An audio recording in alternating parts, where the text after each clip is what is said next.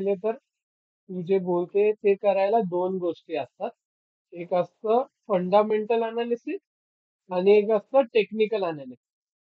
आता paper trading करायचं बोललं की टेक्निकल अनालिसिस करावं लागतं. टेक्निकल अनालिसिस आपण कधी करतो? जेव्हा आपण समज जर आपल्याला सकाळी घ्यायचंय, संध्याकाळी विकायचंय किंवा आज घ्यायचंय, महिन्यानी, हफ्त्यानी विकायचंय, तेव्हा आपण टेक्निकल अनालिसिस करतो. वर्षांनी घ्यायचं असेल तरी पण आपण टेक्निकल अनालिसिस करतो. आता फंडामेंटल अनालिसिस कसं करतो बघ. आता इथे गेलो आपण, इथे टाकायचं स्क्रीनर. स्क्रीनर टाकलं, या पहिलावाला ओपन करायचा आणि याच्यात कंपनीचं नाव टाकायचं. आता समज मी टाकतोय टाटा. टाटा टाटा हे वाला टाटा कन्झ्युमर वाला. आता याचा स्टॉक्स बघ 1,000चा आहे. आता इथे market cap, stock PE, current price, high low म्हणजे कमीत किती होता आणि सगळ्यात जास्त किती आहे, डिव्हिडंड, हे सगळं दिसतं. तर हे तर टेक्निकल मध्ये पण दिसेल. प्रोस कॉन्स, मग हे जे कॉम्पिटिटर कोण आहे, कॉम्पिटिटरचे नाव आहे त्यांच्या. नंतर क्वार्टरली ही बॅलन्स शीट, हे सगळं हे आपण जेव्हा आपल्याला फंडामेंटल करायचं असतं ना, आपण तेव्हा बघतो. किंवा लॉंग टाइम ऑफ पिरियड साठी घ्यायचं असेल ना, तेव्हा आपण हे बघतो. त्याचा दुसरा असतं टेक्निकल. टेक्निकल हा ऍप आहे ट्रेडिंग व्यू, याच्यात आपण करतो. तर एक सेकंड. आता तो सेमच हे घेऊया आपण. टाटा कन्झ्युमर ना, त्याच्यात टाटा कन्झ्युमरचा घेऊया.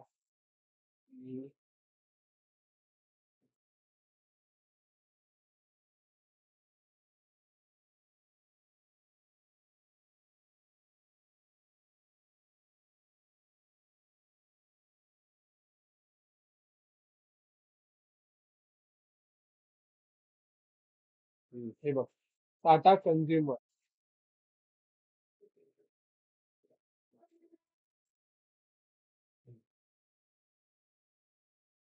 आता हे बघ, इथे टाइम फ्रेम असतो. हे टाइम फ्रेम आहे म्हणजे, आता टाइम फ्रेम म्हणजे, आता ही एक कॅन्डल हालायला 15 मिनिटं घेईल.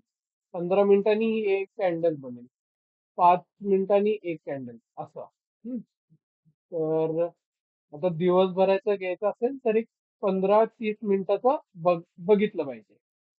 त्याच्यात आपण टेक्निकल अनालिसिस करतो. आता टेक्निकल अनालिसिस पण सोपं नसतं. त्याच्यात पण खूप डोकं लावावं लागतं हे सगळं. आणि हे सगळे त्याचे टूल्स आहेत, हे तुला दिसणार नाही. हे तुला याच्यात इथून इथून शोधावे लागतील. हे सगळे मी वापरायचं म्हणून यांचं एक हे बनवून ठेवलंय. हम्म. याच्यात तू पेपर ट्रेडिंग कसं करू शकते मी तुला सांगतो बघ. आता समज एक आहे, तू पण बाय किंवा सेल करतो ना. पैसे आपण सेल करून पण बनवू शकतो आणि बाय करून पण बनवू शकतो. मार्केट वर जातंय तर आपण बाय करतो आणि खाली जातोय तर सेल करतो. आता जर समज तू इथून बघितलं आणि सेल करायला गेली. हम्म. तर तू बोलते इथून मार्केट वर गेलं, खाली आलं, जरा परत वर गेलं आणि परत खाली आलं आणि परत वर गेलं आणि खाली आलं. आता इथून खाली जाईल परत. हा पॅटर्न बघतो. आता याला काय बोलतात माहितीये? याला ह्या पॅटर्नचं एक नाव आहे. मला तर लक्षात नाही येते. हेड अँड शोल्डर असंच काहीतरी नाव आहे याचं. हम्म. आता हे कसं आपण बघतो. बघतो तिकडे. इथे इथे हा एक पॅटर्न बनला ना, तर ह्या पॅटर्नला आपण असं ड्रॉ करतो.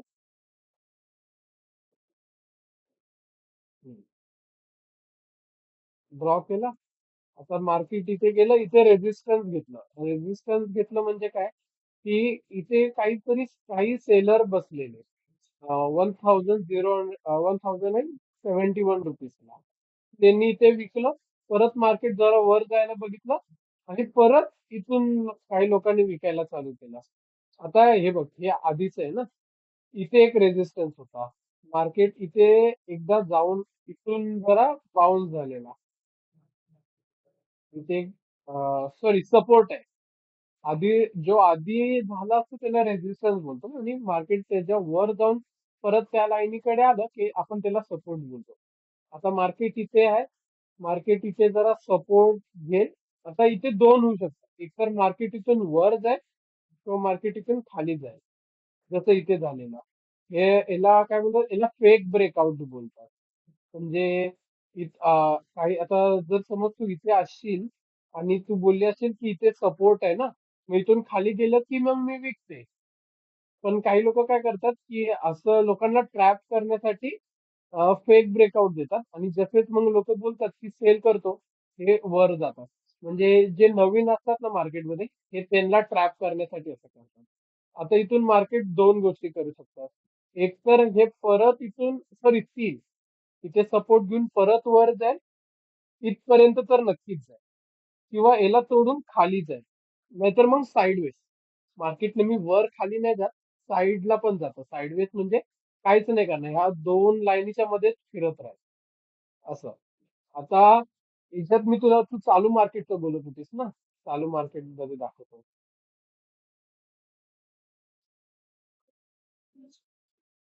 आता हे बीटीसी, नाही एक सेकंड.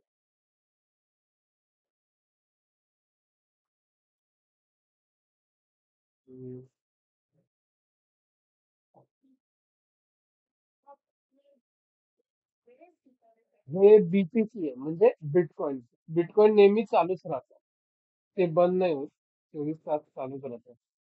24 तास सगळे दिवस. आता याच्यात, आता बघ, मी 1 मिनिट केला ना, तर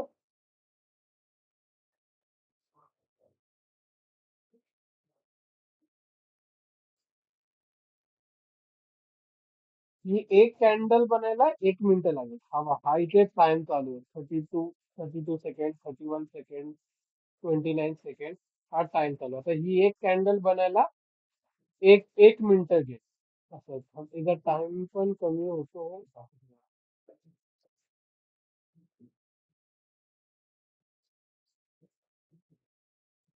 हा, 45 सेकंड. नाही, प्रीमियम घ्यावा लागतं. प्रीमियम, आता ही बघ, ही एक एक मिनिट 1 सेकंड संपला, आता ही नवीन कॅन्डल चालू झाली इथे.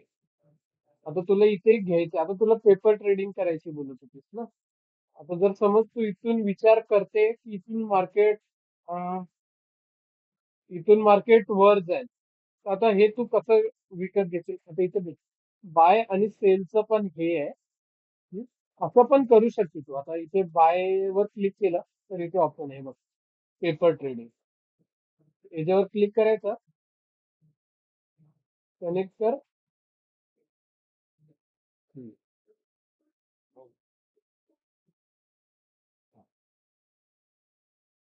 आता मी ते पेपर ट्रेडिंग मार्केट मध्ये एक युनिट घेतलाय. आणि एक युनिट इथे, आता जर समज तू विचार करते की तू जास्त घेऊ शकते, तर इथे अमाऊंट एडिट करायची, ती तुला एक वरच दाखवतो. बाय करायचं हे सगळं, तर इथून बाय करूया. Buy 1 BTC market.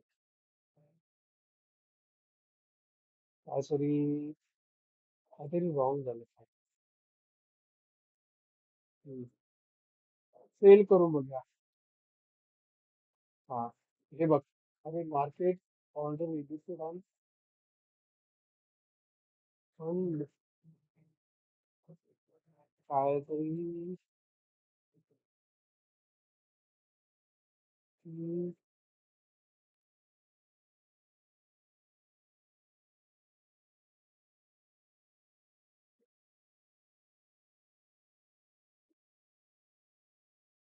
काहीतरी एरर येतोय, मी तुला नंतर सांगेल. त्याच्यात असं पण पेपर पेपर ट्रेड वर क्लिक केलं नाही, ते फर्स्ट टाइम करतो तेव्हा येतं.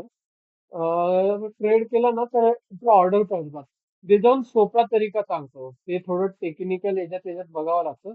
ते जाऊन सोपा काय आहे, एक असं हे असेल बघ सिंगल याच्यात. हे बघ याच्यात इथेच आहे, first second third fourth fifth, fifth मध्ये लॉंग पोझिशन आणि शॉर्ट पोझिशन.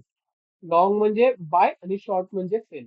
हा, ते घ्यायचं. आता मी इथून जर विचार करतोय,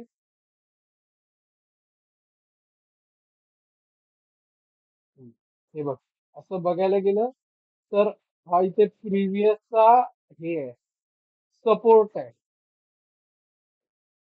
एक इथे आणि एक इथे खाली. हम्म. मार्केटने बघ इथे सपोर्ट आहे म्हणून मार्केट इथे खालपर्यंत आलेला आणि इथून वर गेला. आता हे जे याला आपण कॅन्डल बोलतो, ह्या प्रत्येक कॅन्डलचं पण एक एक मिनिंग असतं, त्यांची नाव आहे.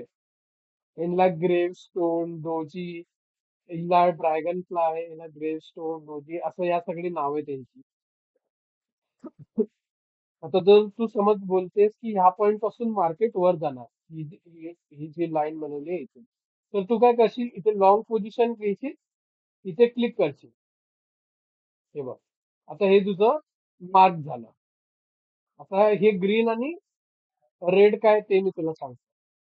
हम्म. आता हा जो डॉट आहे मधला, हिला काढतो. हा जो डॉट आहे, इथे तू विकत घेतली आणि हेला तू ऍडजस्ट करू शकते की तू हे कितपर्यंत जाणार. आता मी विचार करतो की हे एवढंच आहे. ठीक आहे. आणि आता आपण मार्केटमध्ये जसं बघतो की नेहमी आपल्याला प्रॉफिट होतच नाही, आणि मार्केट कसं, आता आता पण तू बघितले असेल, वर खाली होतं, तर तुझे पैसे मायनस मध्ये पण जातील. तर तू किती मायनस सहन करू शकते. हं? ते इथे हे करायचं, इथे ऍडजस्ट करायचं. हे ते म्हणजे एक सायकोलॉजी असते, मेंटॅलिटी आपल्याला बनवावी लागते. हे असलं पाहिजे की बाबा एवढ्या याच्या खाली गेलं, इतके पैसे मी जर 100 रुपये टाकले, त्यातले 10 रुपये गेले, तर मी काढून टाकलो, किंवा 20, जेवढे पण आपली रिस्क घेण्याची क्षमता असते तेवढं. असं इथे. आणि हे तुझं प्रॉफिटचं आहे की बाबा आता मला, जर मी पैसे टाकतोय, तर एवढा प्रॉफिट तर मला झालाच पाहिजे. हे तू ते ड्रॉ कर. आता बघ, मी कुठे घेतलेला, आता ही कॅन्डल चालू होताना घेतलेला आहे ते. तर मी इथून नेला, इथे नेला, आणि मी जास्त रिस्क नाही घेऊ शकत म्हणून मी याला छोटच ठेवतो. एवढा ठेवला आणि आता वाट बघतोय. थांब. हम्म. आता ही कॅन्डल बघ माझ्या प्रॉफिटच्या जवळ जाते ना. मी जास्त लालच नाही करायचं. प्रॉफिटच्या जवळ जाताना दिसली किंवा प्रॉफिट टच केला, लगेच बंद, बाहेर निघून जायचं. एक असं असतं. आता मी वाट बघेल ही संपेपर्यंत. आता बघ, एवढा तर आलो प्रॉफिट मध्ये, ह्या कॅन्डलला चालू झालेलं, तर एवढं तर आलो. आता लॉस मध्ये जातोय, आता वाट बघेल मी. तर मला वाटतंय की लॉस होणार, तर निघून जाणार. जर वाटतं की प्रॉफिट मध्ये आहे, तर थांबणार. आता मी हे कसं घेतलं, इथे इथे तो सपोर्ट ड्रॉ केलेला त्या हिशोबाने घेतला. आणि इथे इथे रेजिस्टन्स आहे, म्हणजे मला वाटत नाही की ह्या लेवलच्या वर मार्केट जाईल, ह्या लेवलच्या. म्हणून मी इथे तो रेजिस्टन्स ड्रॉ केला, आणि मार्केट इथे येऊन आधी पण एकदा बाउन्स होऊन गेलेला, म्हणून इथे सपोर्ट ड्रॉ केलेला आहे बघ. इथपर्यंत आला मार्केट, इथून परत वर गेला आणि इथून परत खाली. हे खाली इथे पण इथून एवढा वर आलेला आणि इथून परत खाली गेला. हे बघ, गेला वर, प्रॉफिट झाला, निघा बाहेर. असं असतं. हेला असं तू टेक्निकल करू शकते. हे मी तुला बीटीसी मध्ये दाखवलेलं. हे ते हे आहे, क्रिप्टो करन्सी. मी तुला याच्यात इंडियन मध्ये कसं करायचं ते दाखवतो. हे बघ, गोल्ड मध्ये पण करू शकते, गोल्ड पण चालूच राहतं. हे बघ, गोल्ड पण चालू आहे. हे सोन्यामध्ये ट्रेडिंग करू शकते. अं, अजून काय आहे?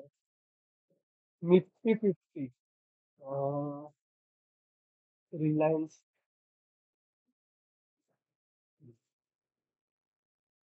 रिलायन्स बघूया. आता हे 1 मिनिटाचं आहे ना, आपण जरा जास्त टाइम घेऊया. आता बंद झालेलं तर, हम्म, आता 15 मिनिट. आता जर आपल्याला लॉंग टर्म साठी करायचं असेल ना, तर आपण 1 घंटा, 4 घंटा, किंवा 30 मिनिटं पण बघतो. लॉंग म्हणजे 30 मिनिटं कधी बघतो, जेव्हा आपल्याला स्विंग ट्रेडिंग करायचं असेल. आणि इंट्राडे साठी पण बघू शकतो. आता इथे आपण इंट्राडेच्या हिशोबाने जाऊया. तर हा, आणि त्याच्यातून कसं बघावं लागतं, मोठ्या नंबर पासून छोट्या नंबर पर्यंत यायचं. आधी सगळ्यात आधी फिक्स करायचं की तुला किती मिनिटाच्या याच्यावर ट्रेड करायचं, याला टाइम फ्रेम बोलतो आपण. किती मिनिटाच्या टाइम फ्रेम वर तुला ट्रेडिंग करायची, 5 मिनिटं 15 मिनिटं असं. आता याला समज आता उद्या मार्केट ओपन झालं, तर आता काय कसं होऊ शकतं? हम्म, हम्म. इथून असं ड्रॉ केलं असं. आता इथे मार्केट बंद झालेलं 2 तारखेला, इथे मार्केट बंद झालेलं 2 मार्चला. मग तो दुसऱ्या दिवशी गॅप डाऊन उघडलं, मग परत वर आलं इथपर्यंत, आणि मग तिसऱ्या दिवशी गॅपअप उघडलं. म्हणजे गॅप डाऊन आणि गॅपअप म्हणजे काय? आज जर मार्केट खाली बंद झालंय, म्हणजे समज 300 रुपयाला बंद झालं आणि उद्या डायरेक्ट 500 रुपयाला 400 रुपयाला उघडलं, तर आपण त्याला गॅपअप बोलतो, आणि जे ऑपोजिट असलं तर त्याला गॅप डाऊन बोलतो. हम्म, तसं असतं. आता याच्यात तर आता मग मार्केट बंद असल्यामुळे काय सांगू नाही शकत, गॅप डाऊन पण उघडू शकतो, गॅप अप पण उघडू शकतो. तरी पण आपण जर गॅप अपच्या ह्याच्याने बघितलं, आता तुला प्रॅक्टिस करायची आहे ना, तर प्रॅक्टिसला काय करशील तू आता? तू मार्केटचा स्टडी करशील सगळं. जर समज तुला वाटतं की मार्केट अप जाणार आहे, म्हणजे लॉंग पोझिशनचं हे इथे लावून ठेवशील. आता तू वर जाणार आहे तर ते अंदाधुंद तर वर नाही जाणार ना. जर तू नीट स्टडी केलाय, तर तुला माहित असेल की ते किती वर जाणार किंवा किंवा किती खाली जाऊ शकतं. जर समज तू बोलते की वर जाऊन मला प्रॉफिट होणार आहे, तर तो किती वर जाईल याचा पण तुला अंदाज असेल, आणि तू ह्या गोष्टीसाठी पण तयार असेल की तो खाली पण जाऊ शकतो.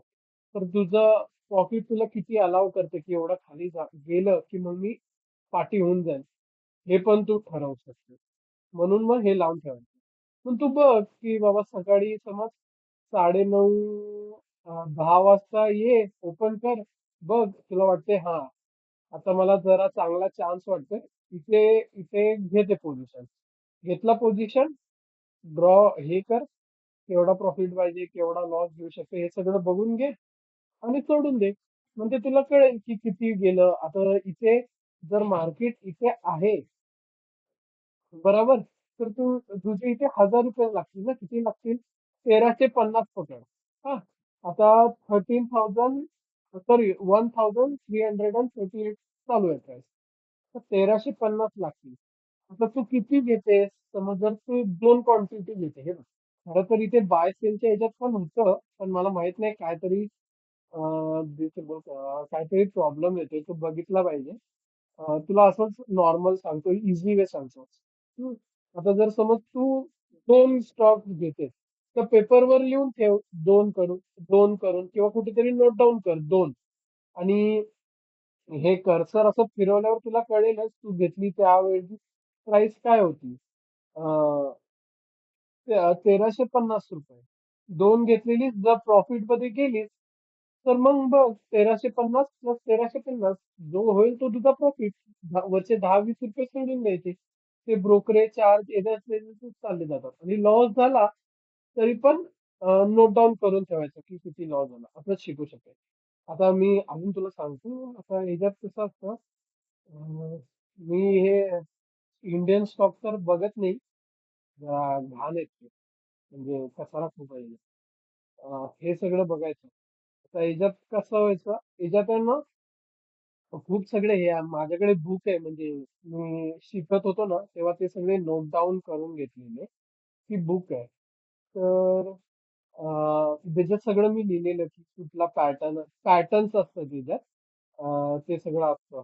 पॅटर्न्स असतात, या प्रत्येक कॅन्डलचे नाव असतात, इंडिकेटर्स असतात. आता हे इंडिकेटर्स आहेत, इथे ह्या साईडला आहेत ना, व्हॉल्यूम आहे बघ, व्हॉल्यूम जर चालू केला की ते व्हॉल्यूम दिसतात, की बाबा मार्केटमध्ये किती लोक आहे. ही व्हाईट लाईन आहे, ही म्हणजे ऍव्हरेज आहे.